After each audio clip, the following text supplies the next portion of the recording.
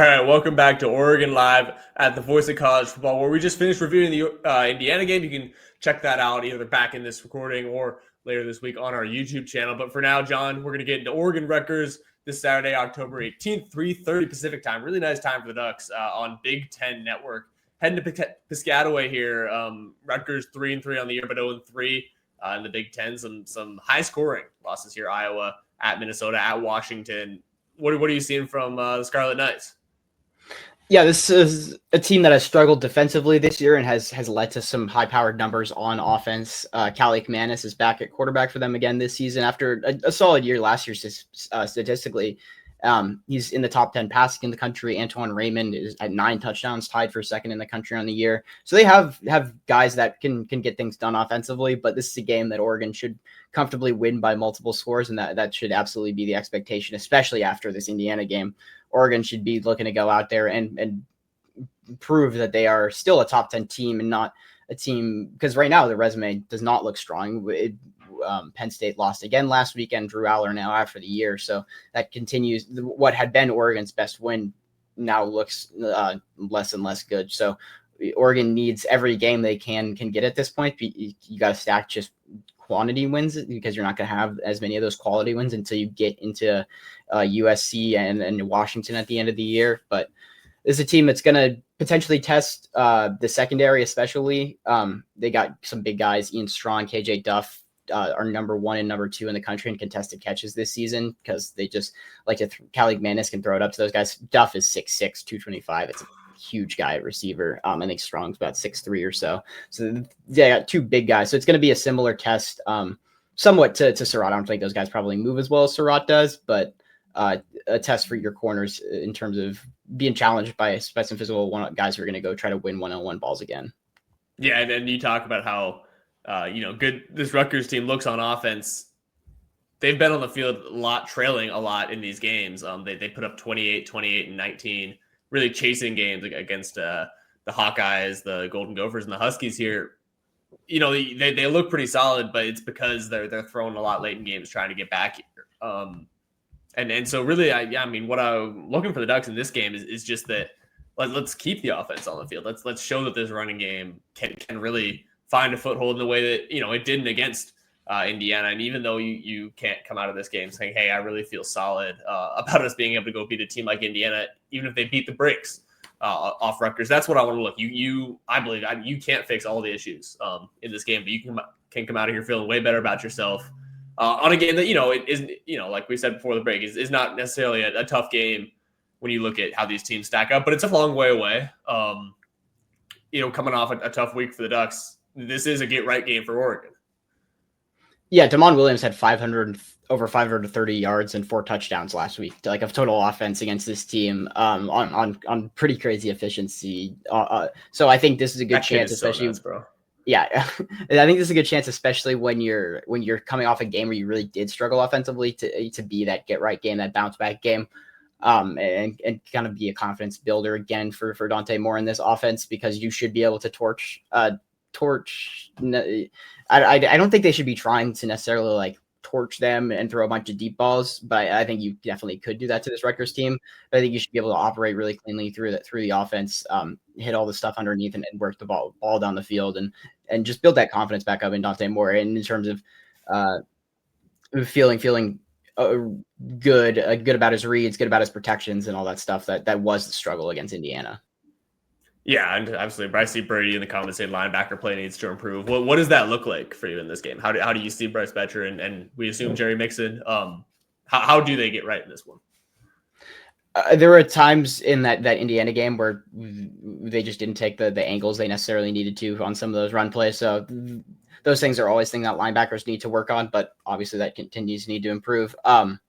I think in coverage, if Mendoza did such a good job at manipulating those guys sometimes underneath and be able to hit some short routes, he didn't do a ton. I mean, he obviously had all the stuff he was doing to Surratt, but it wasn't like he was stretching the field vertically a ton against this Oregon team. But he was good at operating underneath and be able to push the move the offense down the field. That's the things that Callie McManus isn't necessarily going to be able to do as well for Rutgers. So that should be something that improves, just playing against a not as talented and capable quarterback. But yeah, definitely got to be able to guard those routes underneath, because Indiana was able to consistently hit those and be able to set themselves up for easy conversions by like hitting their tight end and then be able to run for a couple of yards, or be able to convert those passes to guys like Omar Cooper, who had a great game against Jaden Kennedy. Yeah, and we did talk about how much this team has played from behind, but like you mentioned, Antoine Raymond, tied second in the country, 9 touchdowns, top 20 in rushing yards. It really felt like the rushing game wasn't what killed Oregon in this game. It was Surratt, but Indiana certainly didn't struggle to run the ball. They have that RPO game that was really solid. What do they need to do? We felt like Amari Washington, Bear Alexander had pretty solid games. They've been pretty solid since that Penn State game. Is that something you're really focused on in this game? Do you feel like they're actually going to struggle with Raymond?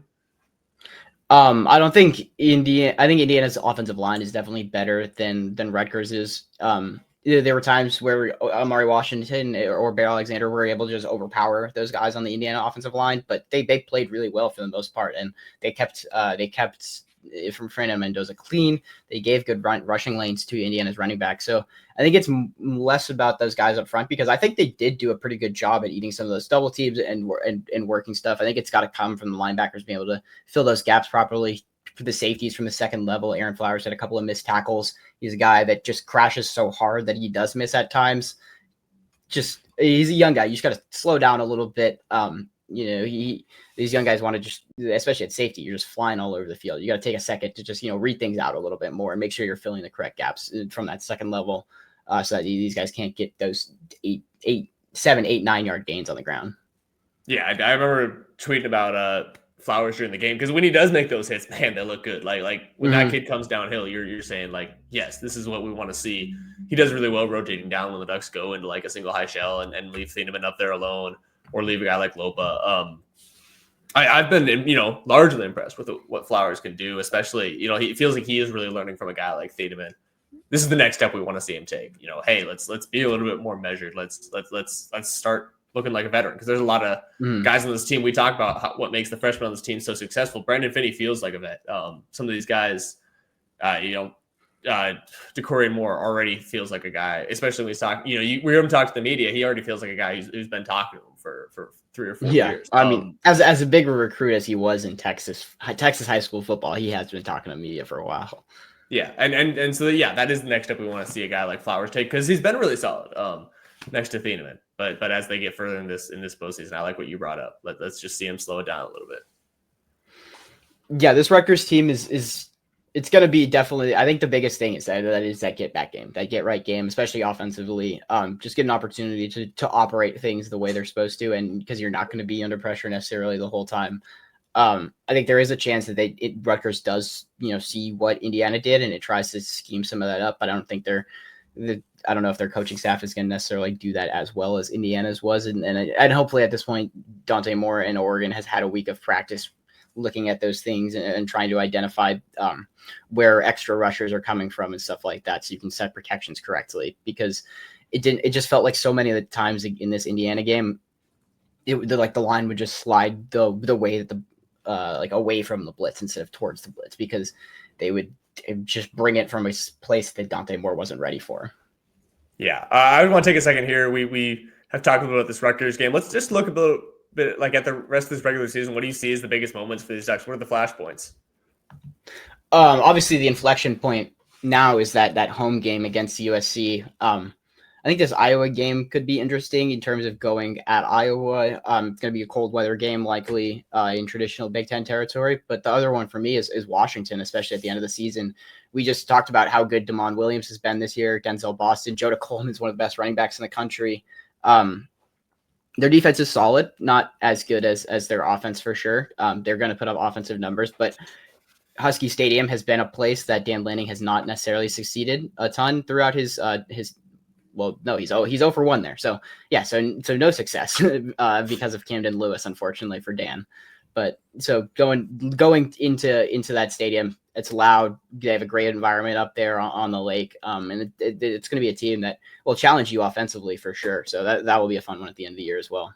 Yeah, I'm really excited, honestly, to see, because took a look at some of these games early in the season, you say, I don't know if there's going to be some tests after that Indiana one, and you really say, yeah, like is there something here for the Ducks to prove it after, especially because that does end up mattering so much when you look at poll rankings and especially the Ducks end up out of the Big Ten championship game picture and not playing a conference championship.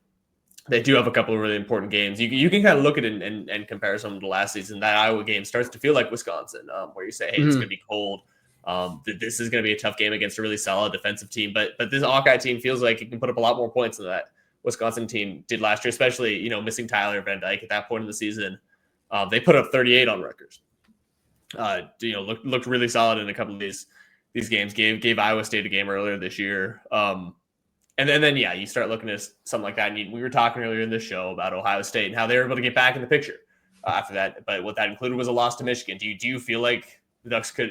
Let's project here and say the Ducks went out and then end up losing to Washington. Are they still in the playoff picture at that point? Does precedent mean they have to be in the playoff picture even with 2 losses? I don't think there's any precedent that's. I mean, at this point, precedent is what it is. It is what it is because it's being made up every year at this point in ever evolving playoff formats. But a loss to Washington would certainly hurt. I think just because of. I mean, you get that win against USC. That's a good win, but because of where Oregon's resume is going to be at with the loss to Indiana, the Penn State win isn't going to look as good as it does. You're not going to have many other top teams. I think it's very important for the Ducks to, win out the rest of the season to show that they are very much deserving of that college football playoff spot. Just not even necessarily this weekend, but just going forward. I mean, this weekend as well. But what are those things that you want to see from Oregon to show that they're making that improvement and learning from those mistakes that they had in that Indiana game? Yeah, I mean, we've talked a lot about what the Ducks really did struggle with in this game, and that's primarily what you want to see. You want to see the running game just run guys over. You want to see them go back to how multiple they were. You want to see Deer Hill be able to come in the game and then be able to hit guys in the face with Jordan Davison and Noah Whittington and have Jaden Lamar be able to be successful. It really felt like not only were the main guys not successful in this game, not only did Deer Hill have negative yards, but nobody could get going, and that's not something the Ducks have really seen this year. They're going to play good run defenses. And you really want to see them be able to step up. And the biggest thing for me is being multiple from that running back position, because that's one of the Ducks' biggest strengths on offense is the variety of skill that they have. And then just the other thing is we've talked about the receivers they're going to play. I want to see guys outside of Brandon Finney step up.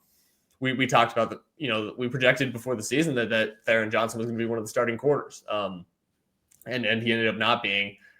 Got burned on the first right out of the game by Elijah Surratt. I want to see if he can step up. I'm really excited to see Jaden Candy had a couple nice plays. One of them was the pass deflection on 3rd down that ended up being an Ife Abadegu pass interference. But he's looked really solid this year. I want to see those guys step up. I really, the depth becomes way more important down the stretch. Oregon hasn't faced too many injury worries yet this year, but the fact of a longer and longer college football season is that there's more chances for guys to get banged up. They're not playing at 100% in November and December. The depth and the running back room is really what I want to see. How about you? Yeah, we just found out last week that Kyler Casper is now going to be out for the year at receiver. So they continue to deal with some issues there, especially with the receiver position has been tough because Evan Stewart's obviously been down.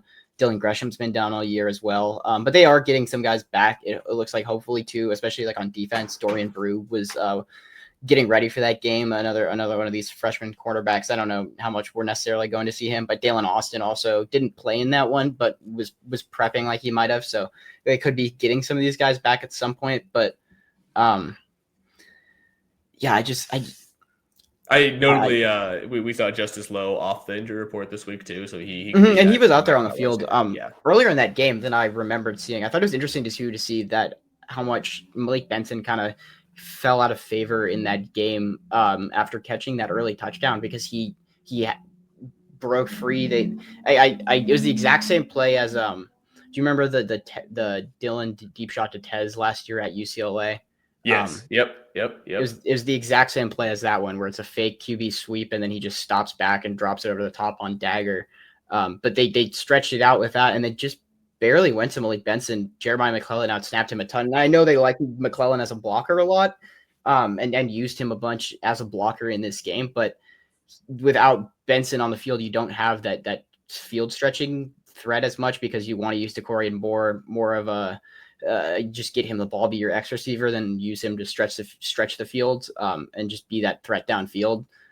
So I wish we had seen a little bit more of that because it felt like it wasn't working. The thing I want to see is just being able to make those in-game adjustments, have those counters, have those answers when you are challenged in some of these games, because even if it will happen less against lesser teams throughout the rest of the year, you are going to have moments where teams challenge you, throw things at you that you're not expecting, and can you adjust? Because that's been the thing that has been the downfall of Dan Lanning's teams at Oregon in terms of the game the other day and not having answers for Indiana. But that was what spelled their downfall against Washington a couple times in 2023, was not being able to adjust to Penix and those receivers and have another type of answer for that. So it's going to be just, can you have those counters throughout the year? Can you have something that'll be an answer? No, that wasn't in the initial game plan necessarily.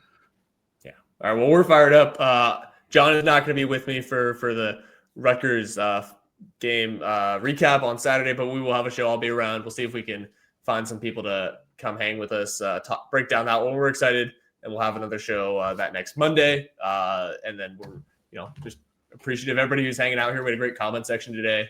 John, we'll see you in a little bit. Yeah, well, I'll see you over at Dan's press conference here in a second. But yeah, thank you guys so much for watching.